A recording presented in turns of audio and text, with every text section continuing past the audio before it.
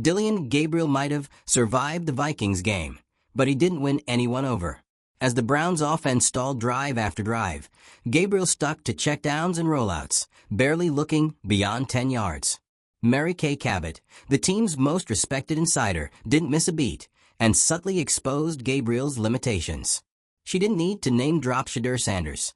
Her breakdown of Gabriel's vision issues, pocket struggles, and predictable reads made it obvious. There's someone better on the roster. The fans agreed loudly. In the comments, the criticism came fast. Gabriel was called terrible, timid, and unfit to lead. Cabot's remarks added weight to a narrative already taking hold, that Sanders, with stronger pocket presence and deeper range, deserves a chance. In a quarterback room filled with tension, this latest outing may have just shifted the balance. Dillon Gabriel's performance against the Minnesota Vikings didn't just disappoint. It ignited a conversation the Browns were clearly trying to avoid. It started as a low simmer among fans, frustrated by the offense's inability to get vertical. Then it picked up on social media, with post after post pointing out how Gabriel seems to collapse every time he's asked to do more than throw a checkdown. And now, it's gone full mainstream, thanks to Browns insider Mary Kay Cabot subtly but undeniably suggesting that Shedeur Sanders would be a better option. She didn't outright say Gabriel should be benched. She didn't even mention Sanders by name. But the way she broke down Gabriel's style, his limitations, and what this offense is missing, it wasn't hard to read between the lines. When she says the quarterback is too easy to defend, when she points out that defenses will adapt and expose him if he can't stretch the field, she's not offering casual commentary. She's making a statement. And that statement is shaking up the Browns' quarterback conversation. Gabriel was supposed to bring something fresh. He was supposed to inject energy into a stagnant offense. Instead, he delivered a game that felt cautious, mechanical, and far too limited. Fans didn't see a young quarterback on the rise. They saw a short pass specialist who couldn't hit anything beyond 10 yards. And that kind of quarterback play doesn't inspire confidence. It drains it. The problem with Gabriel isn't just his height or his throwing arm. It's the fact that his entire game feels boxed in. He rolls out constantly, not to buy time for deep plays, but to hit short outs and dump-offs. And once defenses realize that he can't, or won't, throw over the top, they adjust. Corners start creeping up. Safeties cheat into the box. The field gets smaller. The offense gets suffocated. And suddenly, every play feels like it has nowhere to go. Mary Kay Cabot knows that. That's why her critique hit as hard as it did.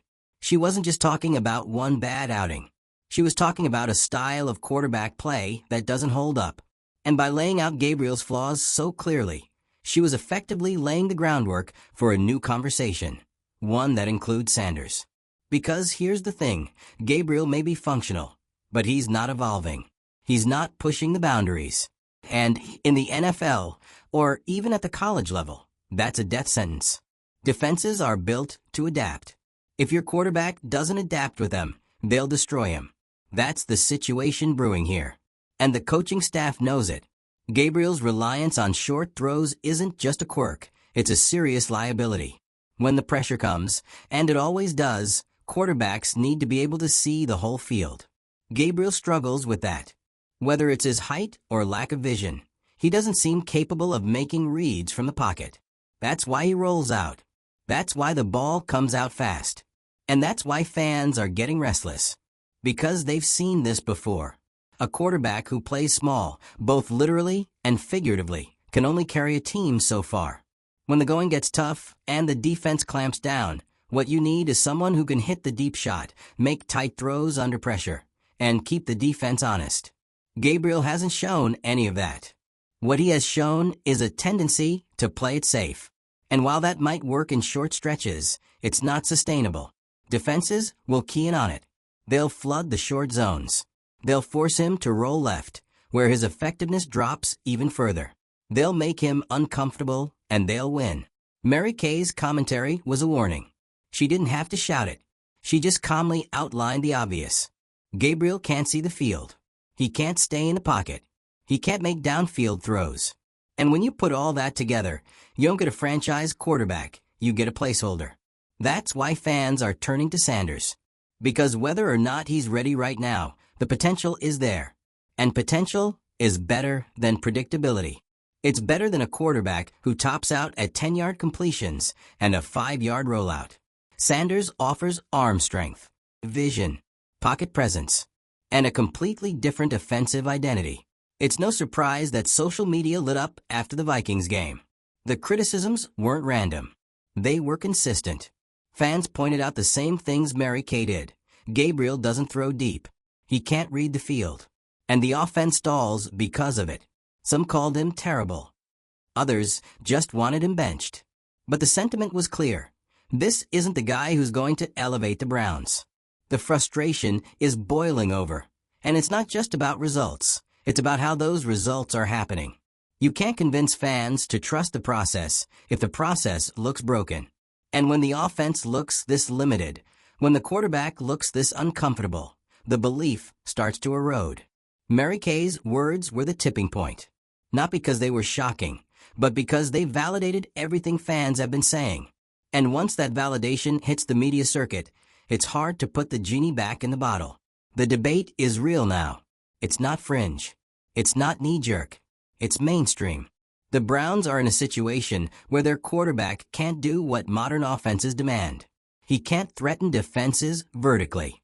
He can't sit in the pocket and make full-field reads. And if he can't do those things, then the offense becomes one-dimensional. That's what we saw against the Vikings. A playbook that got smaller by the minute. A quarterback who couldn't adapt. A defense that never had to worry about the deep ball. And meanwhile, Sanders is looming in the background. Not even officially part of the team yet, but already the name on everyone's lips. That tells you everything about how low the confidence in Gabriel is. When a fan base is ready to hand the keys to someone who hasn't even suited up yet, that's not hype. That's desperation. This isn't a knock on Gabriel as a person. But when your job is to be the leader of the offense and you're playing like the backup, the calls for change come fast. And now that the media's starting to echo those calls, the pressure is only going to intensify. The Browns need to make a decision. Keep doubling down on a quarterback who's already hitting his ceiling, or start developing someone who might actually take the offense somewhere. Because right now, they're wasting talent on offense. Wasting reps, wasting time. Coaches can't keep pretending this is fine. It's not. The tape shows it. The stats confirm it. And now the fans and media are aligned in their critique. That's never a good sign for a quarterback trying to prove he belongs. There's still time to shift the direction. But it starts with acknowledging what everyone else already sees. Gabriel's limitations are structural. And unless he undergoes a major leap, he's going to get left behind. Mary Kay Cabot's subtle message wasn't just about one game. It was about trajectory. And right now, Gabriel's is flatlining. So now we turn to you. Are the Browns making a mistake by sticking with Gabriel? Or is it time to open up the quarterback competition and give someone else, maybe Sanders, the chance to lead this offense? Drop your take in the comments. Hit that subscribe button if you want more breakdowns of the chaos, the comebacks, and the quarterbacks who can't seem to get it together. Because with this team, the drama is only just getting started. What makes this situation even more frustrating for Browns fans is that it's so avoidable. This isn't a team being dragged down by injuries or a lack of weapons. The pieces are there. The talent is on the field. The problem is under center. And that's exactly why this quarterback debate feels more like an emergency than a mild inconvenience. Because it's one thing to struggle while rebuilding. It's another thing entirely to watch your offense get dragged down by a quarterback who's clearly out of sync with what the team could be. This team has enough talent to compete. What it doesn't have is a quarterback who can unlock that. Gabriel's reluctance or inability to throw beyond the first read is killing any chance of offensive rhythm.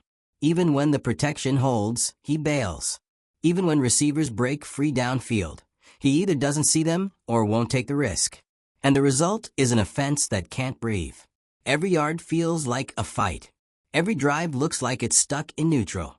The Browns aren't just stalling, they're shrinking. What Mary Kay Cabot did was throw a flashlight on the whole operation. She didn't have to scream.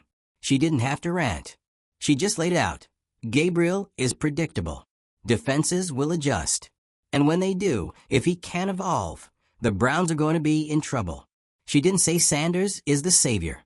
She didn't need to. But she made it crystal clear that the Browns need something different. Something better. Something that actually gives the offense a chance to attack rather than just survive. Let's be real. The way Gabriel is playing right now isn't hard to defend. You don't have to blitz. You don't have to gamble. You just sit on the short routes, contain the rollout, and wait for the throw behind the sticks. It's conservative. It's passive.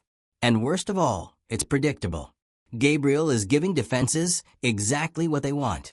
And in the NFL or any competitive system, once you become predictable, you become beatable. Defensive coordinators don't lose sleep over quarterbacks who throw 6-yard curls on 3rd and 12.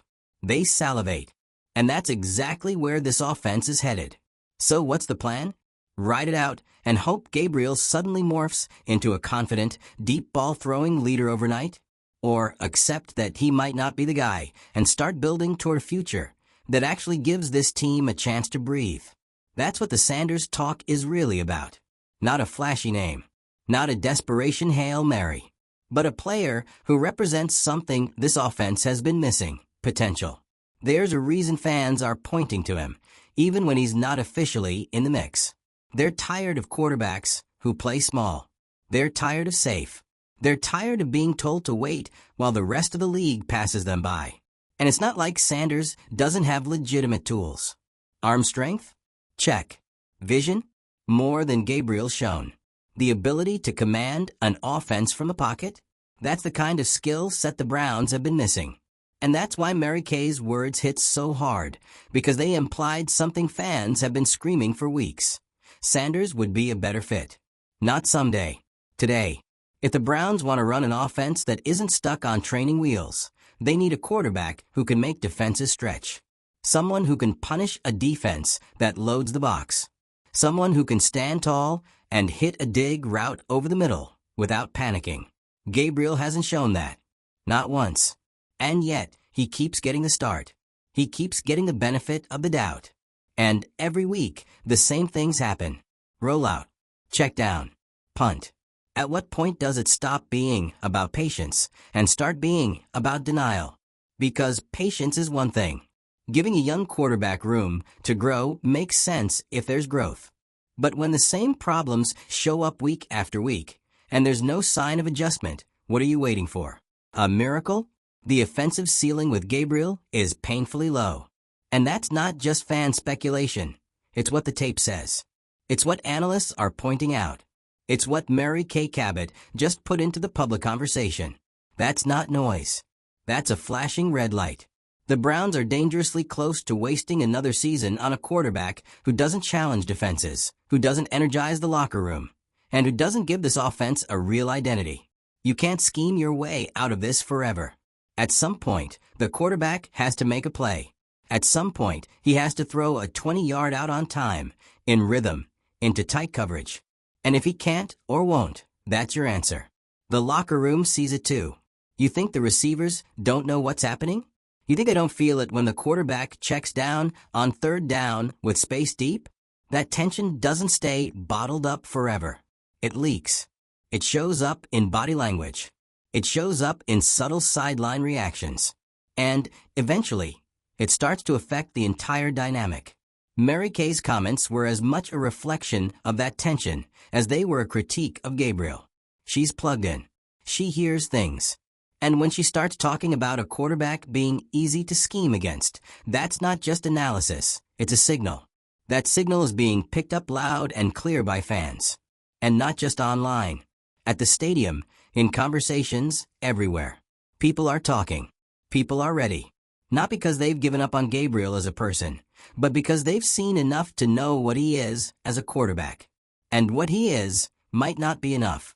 Shedeur Sanders isn't a sure thing. But the offense doesn't need a sure thing right now. It needs a chance. A spark. A player who can take the lid off the defense and force opponents to respect every inch of the field. Gabriel isn't doing that. Sanders might. That might is enough to shift the entire trajectory of this team. Because staying the course with a quarterback who caps your offense doesn't just hold back your passing game. It suffocates your run game too. Defenses don't need to respect the deep threat. They sit on everything. And that makes every single yard harder than it has to be. Eventually, your play calling becomes desperate. You get too cute. You overcompensate. You try to force rhythm that isn't there. And the more you try to scheme around the quarterback, the more obvious it becomes that the quarterback is the problem. So now, the Browns are on the clock. And this isn't a long clock.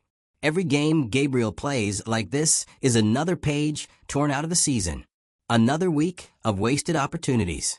Another performance that drains hope instead of building it.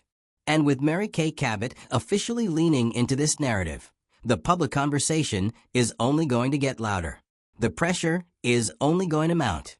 Fans won't forget what they saw. They won't forget what was said. And the Browns front office? They better not forget either. Because sticking with Gabriel at this point isn't just a football decision. It's a message. A message that says the team is content with average, with predictable, with flatlining. But there's still time to change that message. Still time to pivot. Still time to open the door to a quarterback who might actually give this offense a future worth talking about. And if they don't, then they better brace themselves. Because the next time Gabriel rolls out on 3rd and long and dumps it short of the sticks, it's not just going to be the fans booing. It's going to be the team collapsing under the weight of its own refusal to evolve. The Browns have reached a crossroads, and everyone knows it. Fans, media, and maybe even some in the locker room. The Dillon Gabriel experiment is unraveling in real time, and the longer the team pretends this isn't happening, the worse it's going to get. You can feel the shift in the energy, the early season optimism, the cautious hope that maybe Gabriel just needed a little time. It's gone. Now it's replaced by side-eye glances, annoyed post-game reactions, and a fan base that's lost patience with watching their offense grind through every possession like it's a punishment. Let's call it what it is. This offense is being held hostage by a quarterback who can't, or won't, push the ball down the field. And the receipts are piling up. Short passes, checkdowns, missed deep reads, a complete lack of pocket comfort. It's all on tape, week after week. And every time you think Gabriel might turn the corner, he doubles down on the same conservative game plan that defenses are literally begging him to keep running. That's why Mary Kay Cabot didn't need to call for Shedeur Sanders by name. She just pointed out the obvious. This offense isn't threatening anyone. And it won't, as long as it's being led by a quarterback who sees the game in tunnel vision. She didn't say, the Browns need a new quarterback. She didn't have to. She said Gabriel's style was predictable. She said defenses will catch on. She said, in not so many words, this isn't going to end well if something doesn't change. And the fan base heard her loud and clear. This team is not in a position to coast. The AFC is crowded. Every game counts. And yet here the Browns are, trotting out an offense that feels like it's allergic to vertical plays. And the deeper issue? It's not just about what Gabriel isn't doing.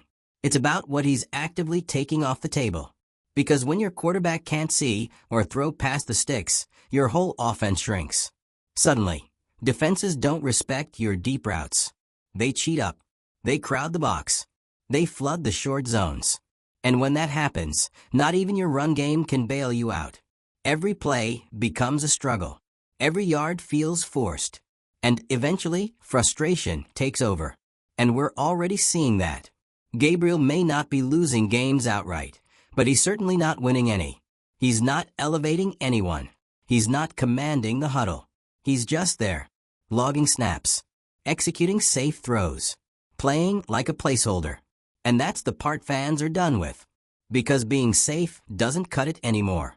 Not in this league. Not in this division. Not on this team. Which brings us back to Sanders. Let's be clear. No one's pretending he's the finished product. But at this point, it's not about perfection. It's about possibility. It's about what could be. Because with Gabriel, we already know what is. And what is isn't working.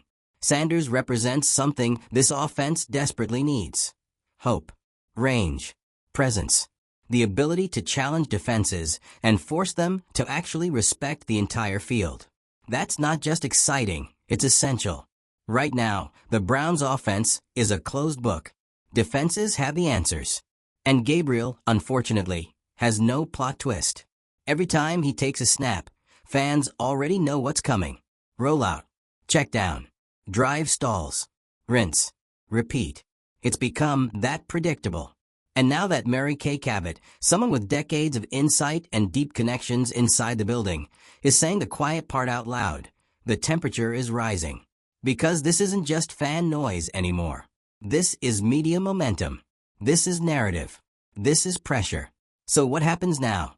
The Browns can either ignore it and try to stay the course, which in this case means sinking deeper into the same offensive rut, or they can admit what everyone else already sees. That Dillon Gabriel is not the guy. That this offense needs a quarterback who can do more than survive. It needs someone who can lead. And Gabriel just isn't that guy. His height limits his vision. His decision-making under pressure is shaky. And his entire game plan relies on defenses not figuring him out too quickly, except they already have. So what's the point in continuing to run him out there? What's the value in wasting another week, another game, another season on a quarterback who doesn't challenge the status quo? Because if you're not growing, you're dying. And this offense is flatlining. You've got fans online running tape, showing missed deep reads and open receivers being ignored. You've got analysts breaking down the offense like it's an escape room with no solution. And now you've got media insiders raising eyebrows and subtly pushing for change. This is how quarterback controversies explode. They don't start with a benching. They start with discontent. And right now, that discontent is everywhere. So what does the front office do? Do they pretend it's not happening? Do they keep hoping Gabriel magically figures it out? Or do they acknowledge that the offense has a ceiling, and that ceiling is lower than it should be because the quarterback won't test it? That's the real issue. It's not just about one player struggling. It's about the ripple effect. Receivers start checking out. The playbook gets thinner. The coaching staff starts second-guessing their own calls. And fans? They stop believing. And that's where the Browns are heading if they don't do something soon. The quarterback position has to be a weapon, not a liability, not a footnote, and definitely not a glorified handoff machine. Mary Kay Cabot lit the fuse. And now the Browns are running out of time to respond before the whole situation detonates. It's not too late to course correct. But the next few games are going to be telling. If Gabriel continues to play the same cautious game, and the offense continues to sputter, the calls for Sanders are going to get louder. And once that wave starts, it's hard to stop. So we'll end it on this. Do the Browns finally admit Gabriel isn't the future? Do they give Sanders a real look or keep pretending this offense is fine? Let us know what you think in the comments. And if you're here for the quarterback drama, the insider tea, and every twist that keeps this franchise in the headlines, go ahead and subscribe. Because if you think this is chaotic, just wait until the next snap.